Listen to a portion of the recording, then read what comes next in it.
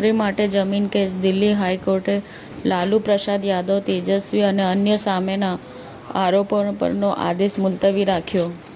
મુંબઈથી આવતી spice જેટની ફ્લાઇટનું Kolkata airport પર ઇમરજન્સી લેન્ડિંગ. અલીપીરી નજીક માંસાહારી ખોરાક ખાવા બદલ ટીટીડીએ 2 આઉટસોર્સ કર્મચારીઓને નોકરીમાંથી કાઢી મૂક્યા.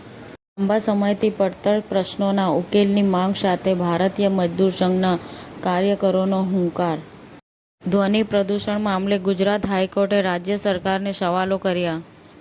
ઇન્ડોનેશિયાએ સ્વર્ગસ્થ રાષ્ટ્રપતિ સુહાર્તોને રાષ્ટ્રીય નાયકનો દરજ્જો આપ્યો. મુખ્યમંત્રી શ્રી ભૂપેન્દ્ર પટેલે ગુજરાતની લોકકલા અને લોકસંસ્કૃતિના પ્રહરી પદ્મશ્રી સ્વ જોરાવરસિંહ જાદવને શ્રદ્ધાસુમન અર્પણ કર્યા. ઓનલાઈન સલામતી સુનિશ્ચિત કરવા ઓસ્ટ્રેલિયામાં કિશોરો માટે સોશિયલ મીડિયા પર પ્રતિબંધ. કાયદો 10 ડિસેમ્બરથી અમલમાં આવશે. યુએસ સેનેટે ફેડરલ શટડાઉન સમાપ્ત કરવા માટે બિલ પસાર કર્યું. રાષ્ટ્રીય રક્ષા યુનિવર્સિટી દ્વારા વિદેશ મંત્રાલયના આઈટીઈસી હેઠળ માર્ગ સલામતી અને ટ્રાફિક અમલીકરણ પર આંતરરાષ્ટ્રીય તાલીમ કાર્યક્રમનું આયોજન કરવામાં આવ્યું. સમાચાર ટુડે ન્યૂઝ ચેનલની ટીમ અને જે સત્ય છે તે જ બતાવશે.